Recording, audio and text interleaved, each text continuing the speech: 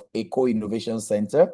And it's my pleasure again to welcome you to this 1 hour of digging deep and extensive conversations around factors, topics, and issues that affect the startup ecosystem, and that's what this is about. At the Co-Innovation Center, which is essentially an accelerator and incubator, we support from early stage founders from ideation stage, all the way to the ability to commercialize. We are focused in providing the right support structure that helps startups to be able to scale. And one of those expressions of the way we support is the Techbiz series, which is a monthly webinar that comes up on the last Thursday, I beg your pardon, of every month. And we try to bring in subject matter experts who come to talk to us from their depth of experience about issues that founders face, ecosystem players face. And we've talked about all kinds of issues. This is the 123rd episode of Techbiz. And for me, it's amazing how far this has come. We've had 123 different speakers, subject matter experts talk to us from having, achieving product market fit, investment readiness, talking to us about, being able to register your product, patents, things around using the business model canvas, all manners of topics around the ecosystem, managing team dynamics. 120, we've had 122 subject matter experts, and I say today is no exception. We always take our time to make sure that people who come to speak to us are speaking from the depth of the experience, and that's what we bring to you in the Co-Innovation Center. And again, my colleagues who are on the call will drop you the link if you want to check out the 122 previous episodes of all the previous webinars. You will find that my colleagues are dropping the chat room, www.ecoicenter.com/webinar. 122 episodes you will find there, and feel free to listen to them, go through them. Should you have any questions, they will also drop a link that brings you into a support group that we have on WhatsApp and Telegram. We have about 2,000 to 3,000 ecosystem players in there. And that allows you to be able to ask your questions on the go. 1 hour might not be enough. We have quite a number of the previous speakers in that group. They will be able to attend to your questions, queries, and provide the right support for you, information that are crucial to, ability for market access and all that grants are things we also share in this community. So do you well to join the Techbiz Nation, which is basically just a support group for people who are building and who require the support. This particular episode will also be ready by 12 noon tomorrow. It will be ready, and you also, in case you missed any part of it, you will also be able to hear from the wealth of experience of our speaker. And today it's quite exciting for me. It's a different format, and that's why I enjoy about this. It's a Q&A, and so we brought somebody with vast experience to take us through this Q&A today, and I'm excited. He's somebody who leads startup programs at Paystack. He's also an angel investor and a community manager at HOAQ. The beauty of it is that he wears multiple hats, and this is typical of quite a number of us who play in this ecosystem. He brings together extensive experience supporting startup founders, builders, and operators across Africa, and I'm sure you will definitely understand why. He's worked closely with high growth teams, helping startup translate strategy into measurable outcomes, align teams around priorities, overcome executional challenges, and through his hands-on experience, which for us is key. It's important. We like people who have walked the path and have drawn the grind and have been in the trenches. And through this kind of experience, he understands the practical realities of scaling ventures, balancing ambition with discipline, innovation with execution, and strategy with daily operations in this kind of context. Okay, and that for me is important. It's a contextual thing. Building in Silicon Valley or Nairobi, it's different from building in Lagos, Nigeria, building in Nigeria in itself. Today's session, which I will be moderating, we'll be looking at strategy without traction.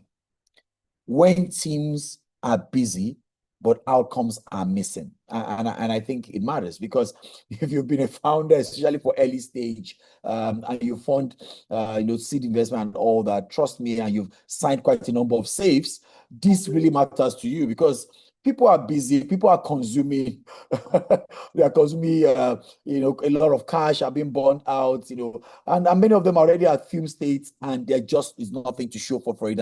But here is what the Q&A will be about. Many startups and high growth teams invest significant time and effort setting ambitious goals, mapping out strategies, chasing investors, speaking across different webinars and seminars and conferences, and invest significant time and effort in setting those things. Yet execution often falters. Misaligned priorities, unclear accountabilities, and hidden operational blind spots can leave teams constantly busy but delivering minimal results. In these conversations, this particular conversation, which we have as a Q&A, we'll dive deep into the reasons behind these execution gaps, uncover common pitfalls that stall growth, and explore practical approaches founders can use to realign teams, strengthen accountability, and implement systems that transform daily activity into consistent, measurable outcomes. In this session, my guests will answer curated questions across all platforms. Since we posted this out, we've had people sending questions across all our communities and across different handles, and we encourage you as we go along. Still feel free to drop your questions, and you will be answering them. Designed to help founders and operators identify where execution breaks down, and help shed insight into aligning teams around what truly matters, and apply practical systems and accountability methods to ensure strategy translates into results. We will expect at the end of this, actionable insights that will strengthen execution and turn plans into measurable outcomes will be shared and uncovered.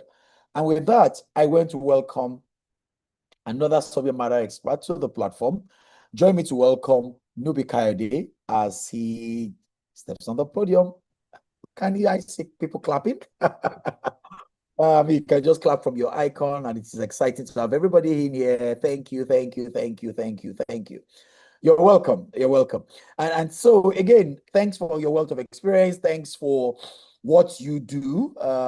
And I think there's no better time than now to start talking to founders. I think we're about coming out from a funding winter. That's my personal opinion.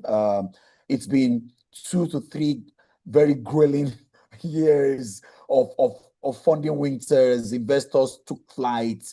We had so many startups shut their doors. People raised millions of dollars, and yet some even had to return funds to investors. And I think while that is honorable, that was not the plans of investors when they were investing, okay? Several saves have been signed, including myself, and those saves have not turned into anything. Exits have become impossible in the last 2-3 years.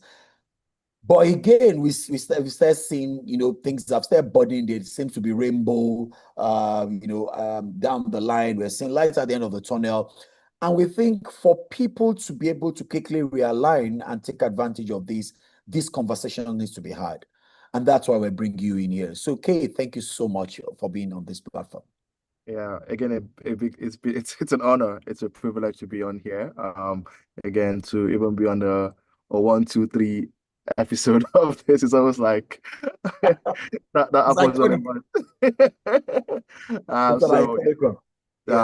Thanks for the invite. Again, I commend you guys all for the amazing work in supporting founders. Like you said, it's timely to have this conversation so that we don't repeat the same mistakes, so that we don't go back to the pre-winter era, and so we all take the learnings from this conversation, actually go forward in what's being built. So yeah, it's great to be here. Thanks so much for hosting this.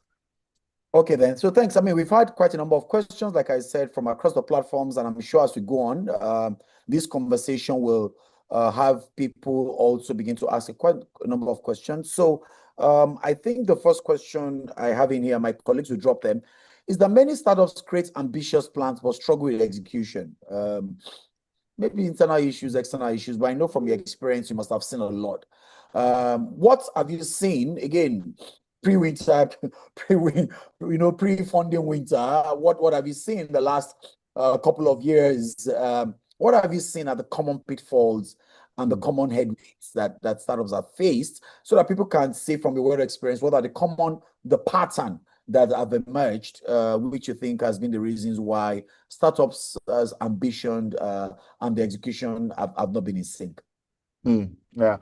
Yeah, very, very good question. Like I said, it's these conversations are quite important so we don't repeat the same mistake. So on reflecting on so just for context, like you said in the introduction, I work at Paystack dealing with so many startups. Like we work with again tens of hundreds and tens of or even thousands of startups to that order of magnitude. And at Hoke, where we actually again are early stage syndicates and investment club, we've backed over 100 startups, and to back 100, it means you've spoken to almost like what times 10 of that, and so Yeah.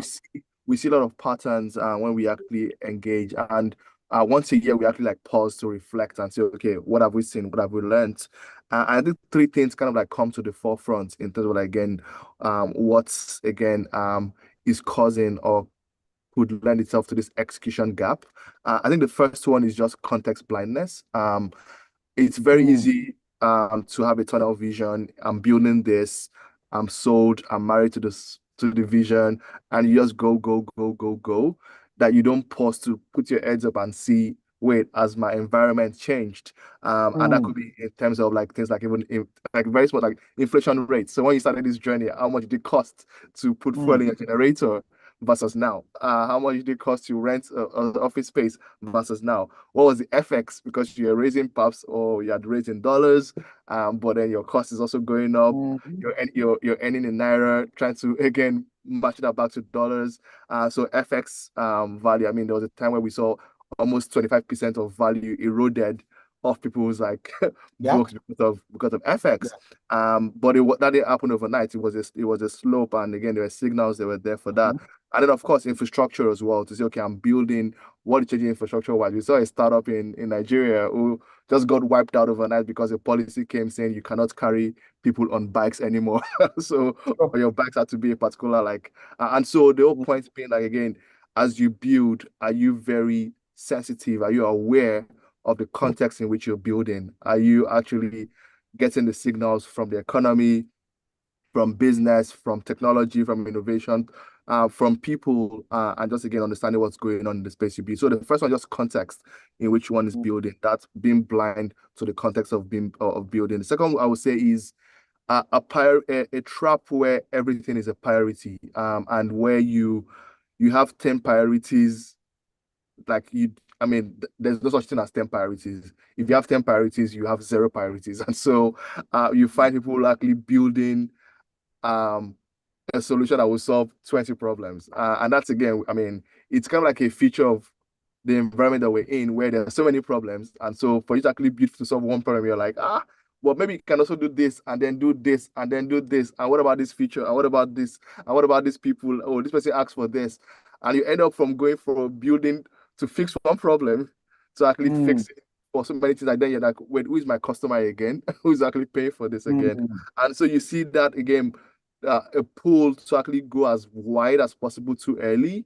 And that again is a trap that again would definitely siphon resources, focus, even the capital has been raised. And the last one I would say is like I would say resource management misalignment. We saw a lot of things around governance. I mean, back in the day, the good old days where we did pitch deck. You could actually raise 10 million, you could raise at a 10 million valuation for a fintech, just a pitch deck, no product, nothing. mm, And so people, there was a lot of resources, money being thrown around, but then no clear strategy as like again, how do you actually unlock value with these resources? And so you see people actually trying to like say, oh, I would expand into 7 markets in the next 18 months. Like, wow. like just because you have the money to do that doesn't mean you should be doing that. So a lot of misalignment between the resources that people had and the realities of actually building a business. And quickly we learned, of course, with Visa Winter, everybody's like going, oh, I'm focused on my local market. I'm focused, I'm focused, I'm focused. And so we saw that again, refocusing. So again, to summarize, I think for the things that we've seen over and over again that actually drive this again execution gap. Number one is in context blindness. Number two is where again there isn't a clear priority as to what you're building, who you're building for, how you're building. And then there's that resource misalignment as to like, okay, I have resources. How do I actually channel it in the best effective governed way to actually bring about the best outcome here for investors, for me as a builder, for my employees, for the market that we're serving. So those kind of things are, I would say, what was driven that. So yeah. Yeah, thank you. I mean, that was quite insightful, and I very, very much align with you on that because it looks as if that just basically summarizes, in my opinion. I'm just running through some of the challenges I've seen with even where I've invested and things went south quickly. It's that, and I want to just pick on, for me, I think one of the biggest things which you captured in a way I never had imagined, this concept of context blindness, and I think um is something that is worth expanding on. Yeah, did you, I mean, this is not from anyone, but just for me to refine that. I mean, they'll drop the next question another minute. But did you stumble on quite a number of people building for Silicon Valley, just copying and paste, building things for investors where there was no market? Because again, I think in my own experience and seeing quite a number of PDX because of what I do, I also saw quite a number of people that were building for things that we didn't need or wasn't relevant, or we were just not there. But so many of them were trying to build for the investor, trying to build for Silicon Valley. I remember we had done a hackathon at a time, and people were building metaverse. There was this metaverse craze, and someone came with, they had done something on metaverse, and there were all those. There was something else on the metaverse that I found quite interesting. And they were building those things. Which was the one, and I was like, where are we in the market? I mean, there's so many things we've not solved. And I continue to see that where people are solving these very nice to have stuffs, which now is the AI craze. And I think everybody's building something with AI and, drawing us with AI. And, do you get to see that where people are chasing things that are not, quite relevant to our market and to a large extent, neglecting the market? Did you get to see any of that, please? Yeah. I think I mean I'll go to the past and I'm gonna come back to the present. I think you're very right. I mean, once upon a time, like I said, with a pitch deck, um, maybe you were X Andela, for example, or something like a reputable, like at least tech company in Nigeria or even abroad. With a pitch deck, you actually raised at a 10 million valuation, no product, no code, nothing. That was the bet that people were taking. And yes, like yeah, people were building like ridiculous things. I remember like Uber, there was a Uber for something. I mean, even it became a meme that we're like, okay, Uber for suya, because like, oh yeah, I could get my suya. like it was, so it was just like again using anything, you take anything from the West, or this for that. I mean, and sometimes it does work. I mean, Paystack called itself Stripe for Africa, but there was a real Mm. problem. Like payment was broken, so they went to fix payment as Stripe had done for the West. Uber for Suya, Mm. like what's that solving? What's that solving for? And so yes, there is that inclination. I think also we wanted that really also worsened thing was the press, like the media, and I have to like because I started my journey in tech in the media side of things, and I think we also did not help, where it was all about like just publishing and writing about any and every interesting thing, and everybody wanted to be written about. So okay, how do I get in the Yeah. media? I have to do something interesting. How do I get to investors after something interesting? Is really something a problem? Not really. But would they people talk about it and click and talk? Yes. And so it was more again the wrong optimizations for media, for the visibility, for the funding. And that was what was happening as opposed to the reverse of like building a business that investments come to, that the media wants to actually write about. And so I think it was also just raw calibrations. I would say Yeah. it's changed a lot since then because again, when we visit with our hit, it was a lot of like fundamentals. Okay, how profitable are you? And where's the revenue? And so when we went from like how many downloads to how much is in the bank, How many then clicks? Yeah. then I think yeah, people started again going to actually build what to actually again help with those signals. Um, I do believe there's a space for venturing into future tech. I wouldn't say nobody should be anything in AI or nobody should be anything in other spaces like that. But I think again, tech should be seen as a tool to solve problems. And so rather than say I want to build AI, it should be what are the problems that we have? And in what ways can AI solve for that? And then I will go build some. So again, being married to the problem and then trying to solve it versus married to the technology and then saying, okay, let me look for what this technology will actually, will help me do. And so, that's how I see it now. Well, thank you. You nailed it. Nigeria, we always like to chase the clouds. And in chasing the clouds is hypes about technology, hype about all that. But again, we've got basic problems. The whole country, in my own opinion, almost every sector is broken. And there's virtually nowhere that you're coming in, there's no green field. So rather than, like you said, we chasing technology, say this is a problem. How can technology come to bring in efficiency, lower cost to serve, improve access, basic things is what technology should be solving. It's not an end in itself, but again, getting startups to agree and think this way is quite tough. But before the funding winter, let's see what it looks like from 2026 when some fundings are coming, because even investors are now totally different in the questions they ask, and they're now, like you said, chasing for real metrics. Yes. Real metrics, impact, revenue, yeah, long-term sustainability, and things like that. Yes. Thank you so much. Thank you so much. Let's take the next question here. And again, for those who are just joining joining us again, I have a good friend here, Kay, who he incidentally wears 3 caps, and he speaks from raw experience. He's not he currently works and does quite a bit of stuff with Paystack, where he gets to see quite a number of startups, and he looks and reviews what startups do, and the kind of stuff that are being done. So basically, he is speaking from the guts. And when we see the fact that he's a community manager, he's also an angel investor, so he's seen quite a number of decks, and he's a community builder and also an operator. You will understand the wealth of experience he brings to bear. So, I mean, this is just for those who are joining us. Another question here, and 2 things is, one, for those who want to contribute, this is a Q&A, and we just wanted to get opinion. You want to contribute, please, you feel free to raise your hand. You want to go unmute your mic, you can add some context to what we're discussing, and you have another question, just drop it in. So what strategies do you use to build accountability with startup teams without slowing their execution? Big one. I think startups and accountability. Oh my, chasing them is an issue. I did meet, Olamide, I see your hand raised. We're coming to you very soon, but let him take this question. I'll come to Olamide. There was a day I was speaking with a founder, and she was, sharing with me, making presentations. She wanted me to invest, and she said, oh, and God, I said, what's the issue? She said, that's why I don't like Nigerian founders. All they give is $10,000, and they're calling you every day for a meeting, And I was like, okay, how do you balance this? It's $10,000. It matters to the person. There's no accountability. That's why I like foreign people, all these Nigerian people, they give you small money and then they are chasing you. So we start off, it's an issue. Tell me from your experience, how do we manage this? That's a very good one. I think, again, I mean, I'm a firm believer in the investor invest, and they should get out of the way of the founder. They should not be another problem that the founder is thinking about. Like, the building is hard enough. Like, to be thinking about, like, how to my investor happy is not great.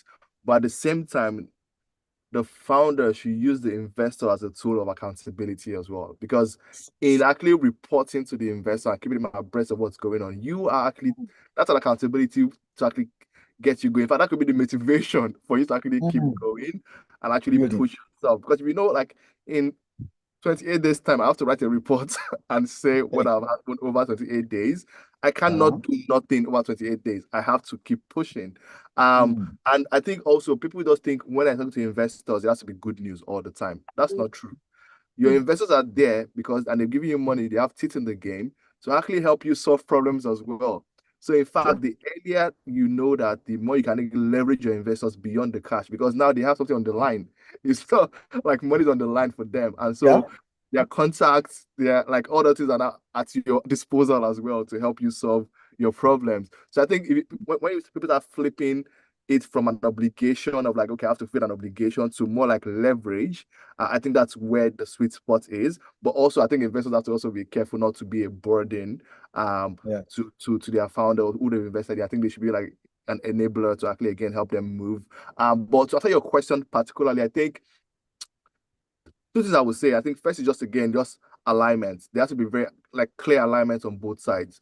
What are my obligations? What are your expectations? Because I think where those things are not aligned is where we start having like resentment and disappointments in that relationship. But when you're clear on the onset, okay, am I getting from you? Am I hearing from you every 6 months? Fine. I would hear from 6 months time, and unless something goes on fire, then of course call me. But if 6 months time come and I don't hear from you, then of course I have to reach out to you and say what's going on. And so if there's a clear again alignment between both parties, I think that would be clear. Number two is like when there should also be an alignment on what is to be communicated as well. Like I don't think you should be done that if I've invested in it, I gave you 5K, for example. I don't want you to give me like 20 pages of investor report. Like that's if I have wasted time that should be used to build your company in writing that report. Yeah. So again, I think it should match like again, if I give you 5K, like, well, just give me a few bullet points. What's going well, what's not going well, what do you need help? Bam, like we're good. Even if it's on WhatsApp, it's fine. So I think again, alignment in just again cadence of communication, alignment in what should be communicated is very key. And what that is in place, I think is clear. But then like I said, this should be an enabling relationship. It should not be something that actually detracts from the journey of a founder. And that's why we say it's always good to actually take money from people that you know that will be of net value to you. And so yeah, I think that those are the things I would say on that. I agree with you. I mean, the takeout is they should be enablers. Investors have to be enablers. You just use them as sounding boards. They should coach. And that's why for me, when people tell me they want to raise, even when they come to me, I say, what else do I bring to the table beyond the cash? If it's not an industry I understand, if I don't have network, if you have problems and I can't help you solve it, I don't think I'm the right investor for you because I know we're coming from this Africa scarcity thing, but I think investors should bring more value to you much more than just the cash. And like I said, when people are desperate for the cash, I think they overpromise also. It's good that it has spelled out. I've signed so many safes, but startup accountability document you never get. And I think you should go with the safe. Okay, this and these are my commitment. These and these are my milestones. These and these are the cash call times, and these are the times which I think making it more robust and not just make everything about, oh, give me some cash, I need to fund my lifestyle will really help. And I think it's all about balancing act. Thank you so much. Olamide, we'll bring you into the call now. Can we please unmute Olamide and let's get your question or your contribution either way. We're open to both today. And we'll take it from there so that we all can learn. Olamide, you have the floor. Thank you so much for. So you can have your camera on, but if you don't want to, no problem. Just so that we can. I think I can do. Let me see. Okay, go ahead. Okay, thank you so much for this opportunity, and honestly, this is a very good one. So we have a product that we have been building, and the reason why we built the product complete before we even decide to go to the market is because we understand the terrain where we are at now. We know that now people can just sit in their house and start fighting with AI and they come up with something. So we had to actually build something extremely complex that people can come up with. And let me just give you a brief of what we just built. We built our own sync engine that allows users to be able to continue working while their internet is not so great. And since our application is offline first, we used our sync engine, that is a separate application, in our inventory application. We'll be moving to different sectors with it, like construction, like credit. But for now, we have built fully functional inventory application that can also integrate. You can use it to share your product to the social media so that it covers every possibility of sales. You can get your what do we call it? Attention from from your mobile device. So we are done with that actually. And we conducted a lot of research to make sure that is we know that it's a big problem. So do you have a question besides are you trying to raise from Mr. K? Because as an investor, so what's the question, or do you want to raise, or you want to send a pitch deck to him? I will do that, but thank you very much for that opportunity, by the way. So the main question now is that my colleagues, they have been asking me questions like, guy, waiting with the sure part we will take, continue to manage, because most of the finance has been coming from me. and sometimes you are dry. So they be like, oh, where the money go show now, how go take do am? Because cost of server cost, all those things. And if you go online, everything about investment seems so tricky and so complicated. And all this Catalyst program, by the way, I've been reading about Paystack Catalyst program. I see that it's a good one.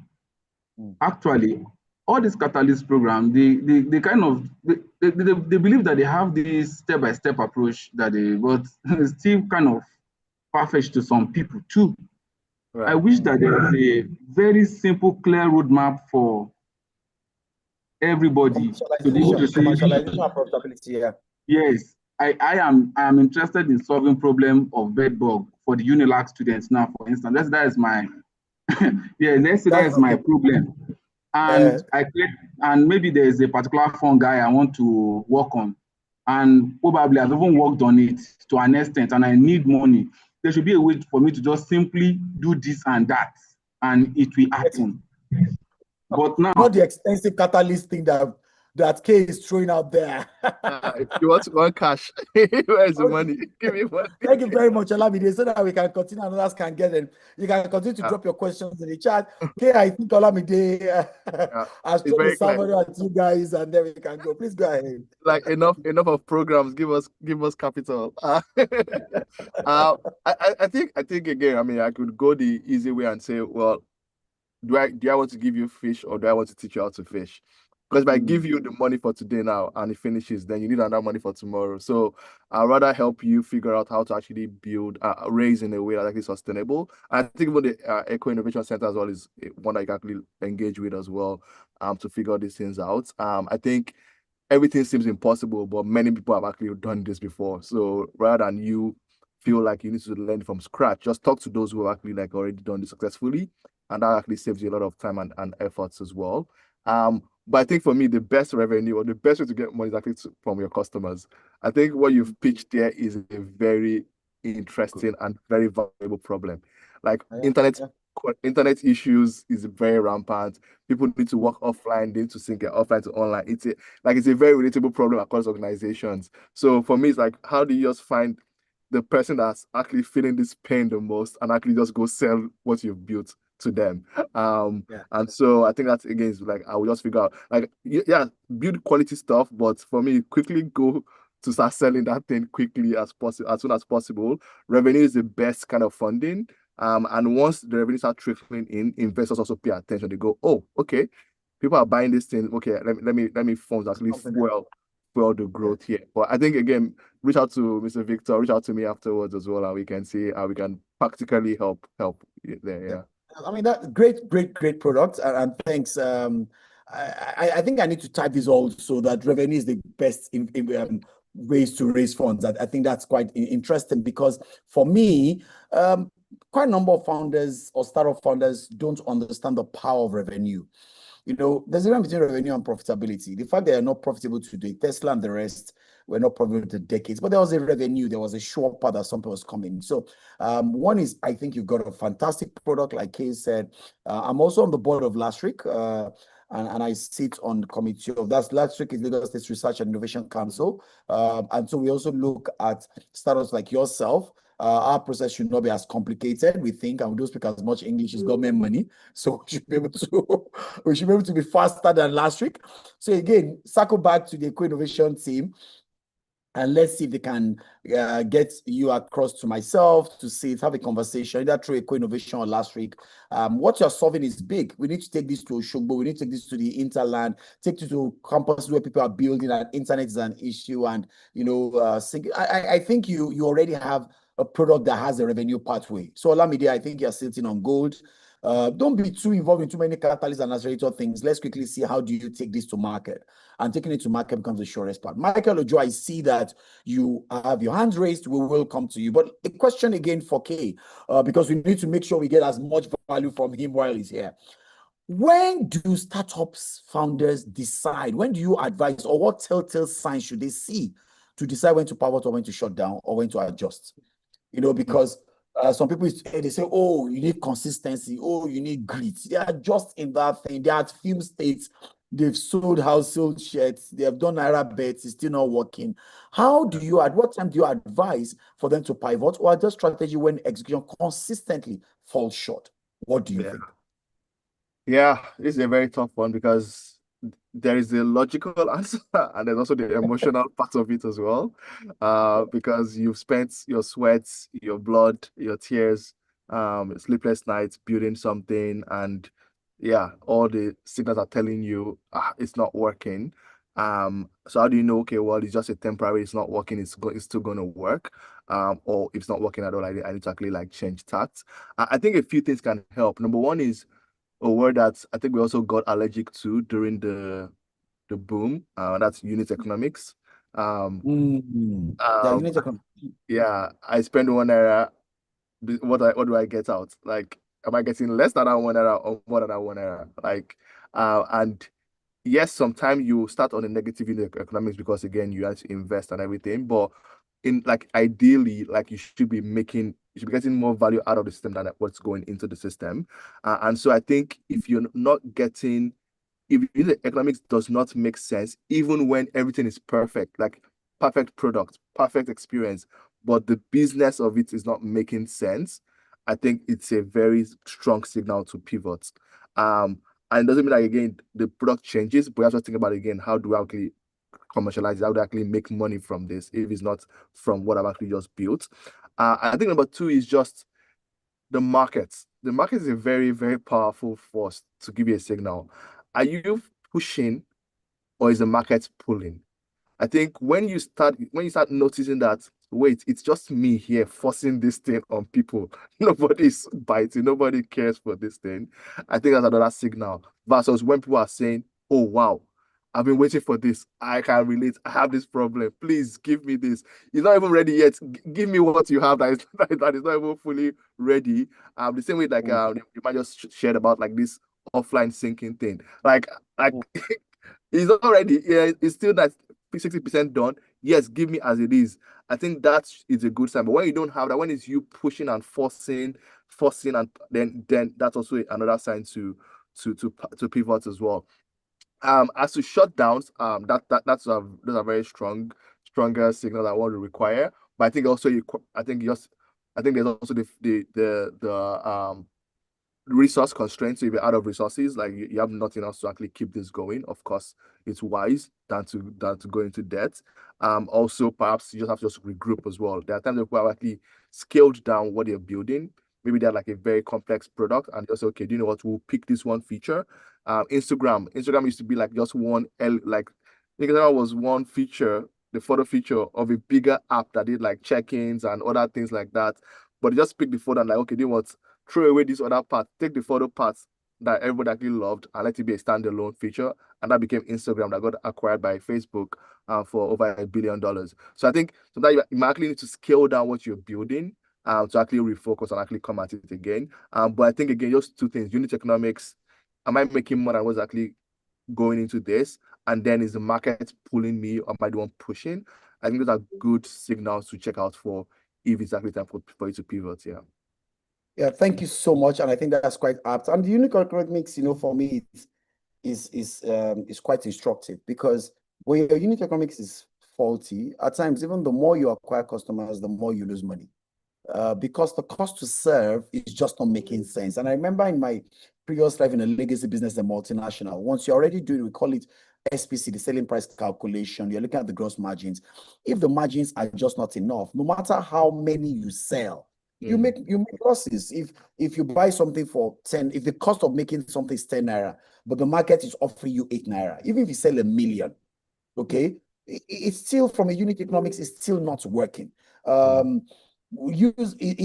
there be a time where the revenues based on the numbers now begin to make sense? Then fine. But I think the unit economics is quite instructive. It's a strong pointer. While it might not be the only decider, I think it's a strong pointer to say, look, this cost to serve, the market is not willing to pay this price for this service. If the market is not willing, it might just be a strong indication. And I think, thank you so much. That was quite instructive. Thank you. Michael Ojo, we will bring you on. You can, if you choose, have your camera turned on, so we know you're a real person and not a bot. And then we can also unmute yourself, and then we can take your question and contribution if you have any. Michael Ojo, please go ahead. Okay, thank you very much, sir. Actually, I'm not a bot, so permit me to not use my I was just pulling your I'm legs. not I saw a video where a robot actually clicked on the "I'm not a robot" answer and that kind of thing. So I wonder.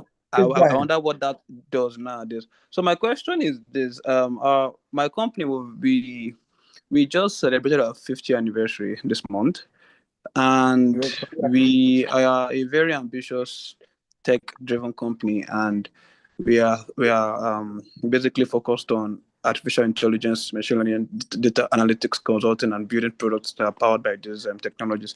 And we've built a product called Melody AI. It's an AI product for data analytics automation, more like an AI agent for data analytics for SMEs in particular, because this set of people do not have the required budget to pay professional data analysts and machine learning engineers to help analyze their data. So we're trying to build a solution for them, right? And they are the people that are more in the, in terms of the economy, the SMEs take over 75 to 80% of the economy. But now my question is around investors. So I was thinking of something that instead of having to get money investments from large VCs, and they get a cut, maybe 20%, 30%, by a particular valuation that we say we are. I was thinking about since our speaker is from Space Tech, so he's a financial person. So I want him to help me shed the light on this idea I have on doing crowdfunding, where I can say, okay, our product is worth $2 billion, and we are going to have 200 million naira, $200 million, that's about 10% for the public to invest in. So we start gathering through crowdfunding, where the people who put in their money says, oh, I trust this company and I'm sure they are going to be successful, so I'm going to put in maybe $1 million, maybe 700,000, maybe 2 million, and while they pay that money, they get a stake, based on the valuation. So what's the process? Yeah. So yeah, crowdfunding or crowd investing is already a thing in Nigeria. I think even like some startups like Farm Crowdy and Crowdinvest also made it popular to actually do that into agriculture.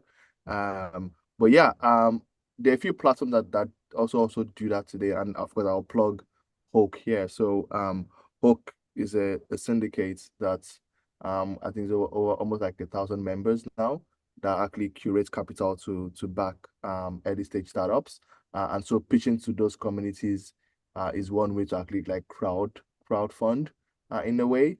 Borderless, which is actually like a platform that powers Hoke, also allows for founders to raise from their own network of friends and family, professional network as well, but also from other syndicates as well. So those are ways you can go. I know Get Equity as well is another platform that allows for crowdfunding or crowd investing as well. So there are a number of Nigerian platforms that allow for that. I think one thing to also keep in mind for that route is that your network also matters. Like again, because you need to ask from lots of people, and there are two ways you can do that. You either have a very strong network, or you have a very strong story that a lot of people can relate to, and then back the mission. So it has to be very compelling. Like, okay, Melody AI is something that I really see becoming big. So I will put in, I don't know, $1,000, $2,000, $10,000, whatever amount, knowing that okay, it's going to appreciate in value over time and get return. So the short answer is that yes. I mean, in fact, there are a lot of like startups who actually raise crowdfunding from their customers. So they say, hey, you've been our customers for a long time. We are raising a round. We're actually giving allocation to our customers to actually participate in the round as well.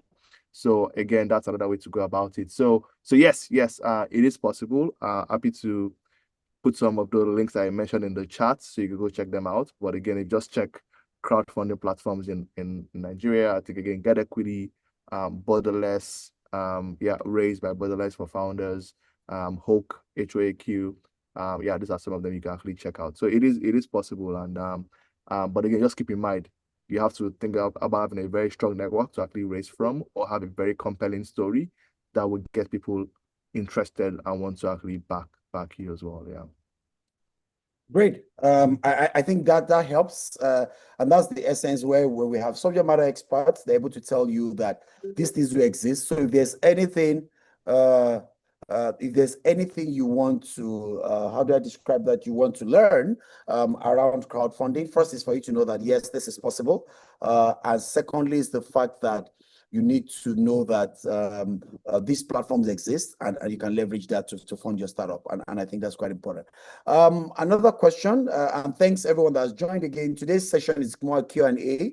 We have a subject matter expert who has wide experience, who is also in the trenches and who is in the grind, who is working with, I mean, in the with one of the best startups, talking about Paystack, Unicorn, but much more than that, he also is an investor, wears multiple hats, and therefore we felt he was suitable for a Q&A where we're not just restricting him, but we draw from his wealth of experience. And so if you're just joining us, you're welcome. Another question I find quite interesting is how can founders maintain team motivation and momentum when facing repeated execution challenges? So just like I think Olamide said earlier on, the guys are saying, so where will the money show now? Things like that. We know the environment, people have bills to pay, people have all kinds of that. How else can you keep people motivated? Execution is not coming, the market is not responding as you think. How do you think, from your experience and doing several startups, how do you think founders can maintain motivation and momentum when they're struggling with results? Yeah, I think three things come to mind. The first one is just leadership. Leadership by example. If you're leading a team, or I think there's a way in which you model what again motivation looks like. Imagine you have a captain of a team, for example, is feeling downcasted, is not responding well to a game. Of course, everyone around them will be that way. But if you watch the last AFCON, you saw Mane when everything went array in the finals, was able to rally his team even though they were down, and be able to get everybody back on the pitch. The penalty didn't go as planned, but then they're able to win on penalty shootouts. And again, the captain really being that motivator is the first thing. People have to remember that again, business is people. Business is not just in a vacuum, and so people make business, and so the human dimension of things really matters. And so again, how do you show up as a leader really matters, because that will actually set the tone for the rest of the team. So just again, that leadership. Second thing I'll just say is people always think they have to make it big for them to actually celebrate. So we always focus on what's not going well, but we rarely celebrate the small wins that we have. You bought your domain, celebrate. You design your logo, celebrate. You ship that website, celebrate. You hit a milestone. Somebody just even went to your website from a particular country that you didn't even market to, celebrate. I think there are so many wins along the way, the micro wins, that if you actually celebrated those things, they lift you up, so that when those lows come, at least you're on a high already. They're not actually again crashing or hitting rock bottom. So I think again, just think about the wins along the way, the milestones. I can actually design those and celebrate them. Your first hire, or our first office, our first this, our first partner, and things like that. Those milestones, our first meeting. I think those things actually help in just again motivating people and preventing burnouts. And the last thing I'll just say is just psychological safety. Startups are hard. You're spending of time with people more than even your family. The time my wife was doing joking and say, I think you spend more time with your business partner than with me, because you see you guys twice a week, every week in, week out, even for birthdays. I think you'll spend more birthdays with this guy than with me. And so you spend a lot of time with people that you're actually building with. And so is that what's the level of safety psychologically that you have? Do you feel like you can actually be vulnerable? Can you actually say, I'm not feeling well today? Or these are always have to just show up and feel like everything is fine. So I think again, just that psychology safety will allow for things like fear, the removing of fear of retribution, or fear of failure in the first place. When okay, guys, we're in this together. When things go wrong, we're in this together. When things go right, we're in this together. I think that's also very critical. So again, summary 3 points. I think is just again leadership by example, modeling leadership and motivating people as to how you show up, celebrating micro wins along the way, so that when you actually get those lows, it's not actually rock bottom. And then just again building a place of psychological safety because you're going to spend a lot of time with these people that you're building with as well. Yeah. Again, I think this comes from wealth of experience, and again, we're indeed very grateful to you. It's tough building more in a context like this. Trust me, it is.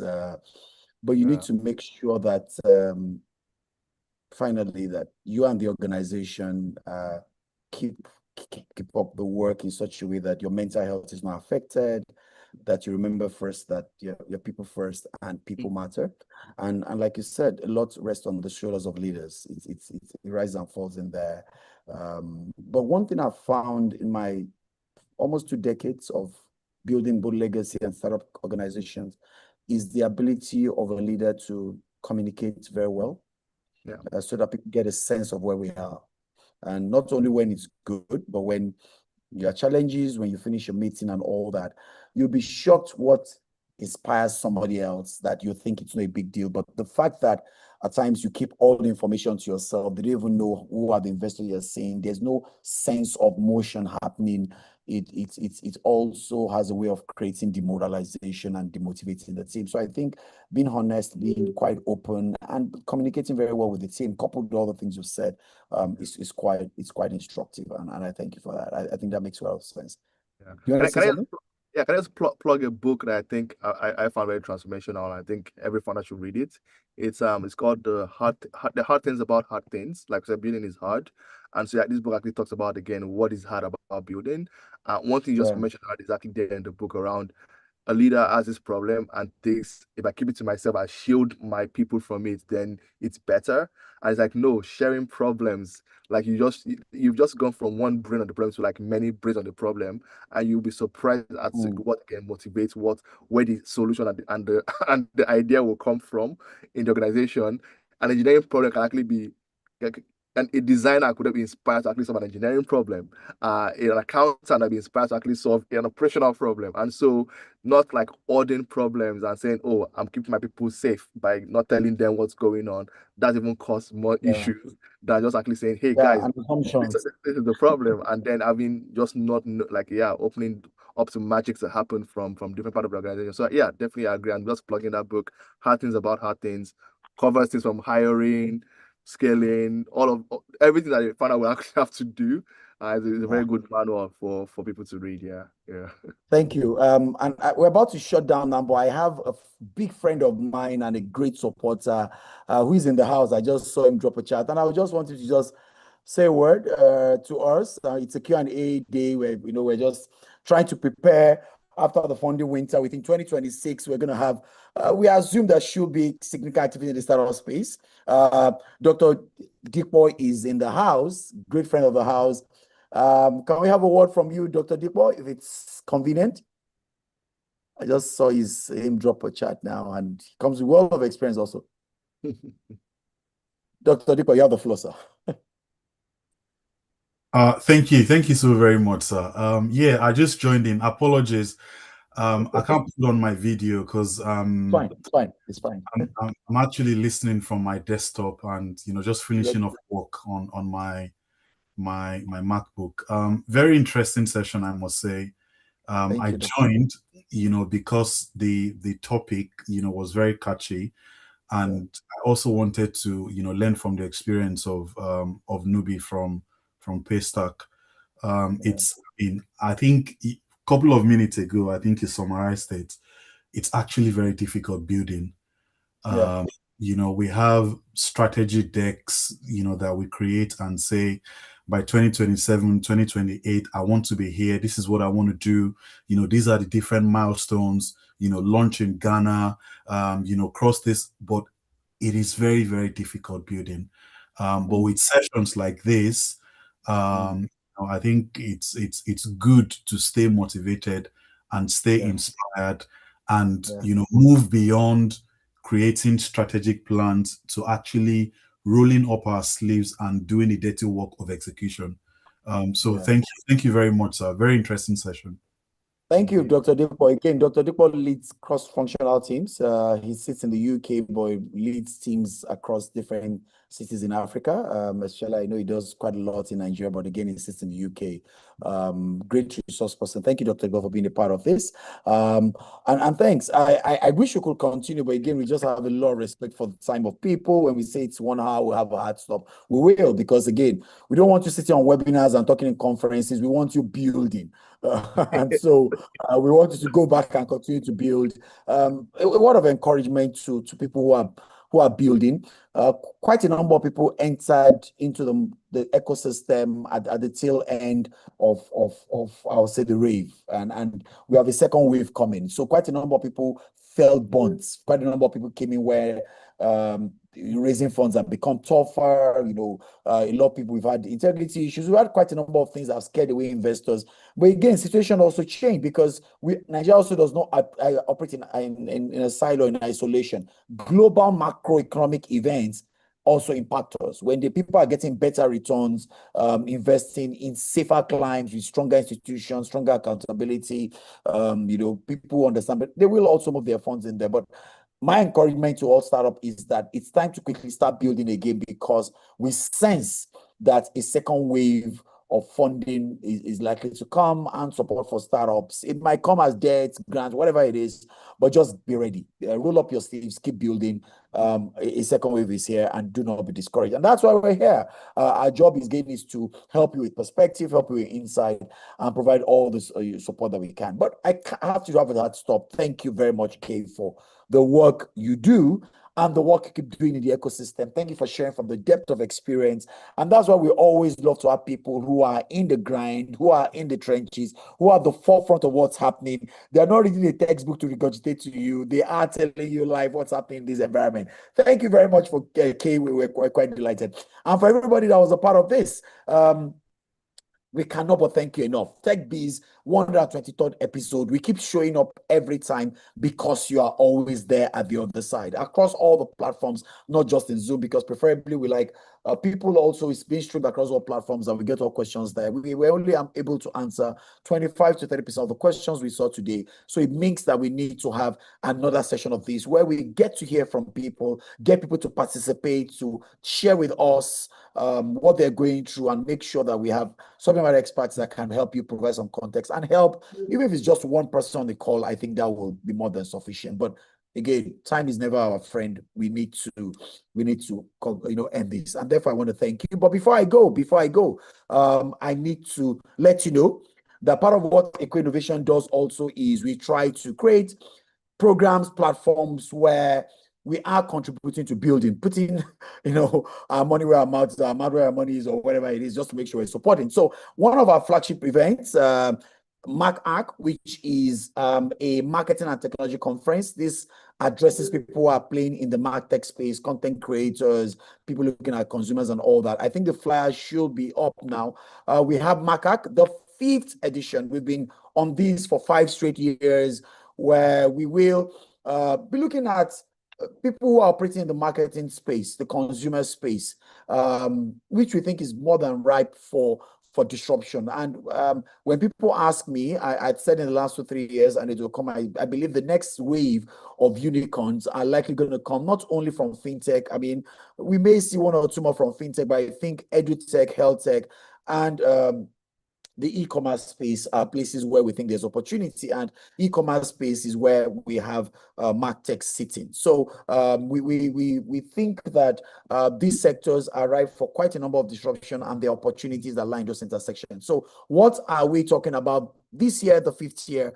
We're talking about AI and the human experience. And like my speaker said, the cultural algorithm. How are you contextualizing your environment and your audience to decide how you want to build or train or use your model to solve problems, and that's what this is about. So the theme is the cultural algorithm, AI and human experience. So you want to be a speaker, reach out to us. We It's always a 3 months program where we have mentors, we have sessions where people pitch, we have a conference at the end, we have an awards later in the evening. You want to be a participant, you want to be a sponsor, you want to be a mentor, you want to exhibit, just go to the website www.markhack.tech, and you will find that there are, a lot of information for you to be able to decide. It will, the final event will be on the 5th of June, 2026, Oriental Hotels, Victoria Island. It promises to be exciting and explosive again. In the last 20 to 20 something years, I've spent the whole of my life in the field of marketing and consumer engagement and experience. And therefore, I think there is a lot to be learned from the subject matter experts that will be coming in. So please keep a day with us and do well to register and be a part of it. Okay, on that note, I have to draw the curtains for today. Is 1801. This is Techbiz and the 123rd episode. This particular episode, as well as all the others, will be available. Are available from tomorrow, 12 noon. You will find this particular episode. You can play back again, listen to it, and all webinar recordings and presentations you can always find at the link where my colleagues have dropped, www.ecoicenter.com/webinar. You will find all of them there. Again, you can also go to, if you want to join the community, over 2,000 people who are there providing support, sharing with you updates that help you on the journey of entrepreneurship. Lonely as it may be, with the right support structure, I think it can become a bit more pleasurable. Your network is always a crucial asset when you're building. So feel free to follow the link and join either on Instagram or a WhatsApp, Telegram rather, or WhatsApp page, groups, and we will help. So I have to draw the curtain. My name remains Victor Benga Folabi, the founder of Eco Innovation Center, saying thank you for keeping the date with us with Techbiz series this time around, and I look forward to hosting you on the last Thursday of March.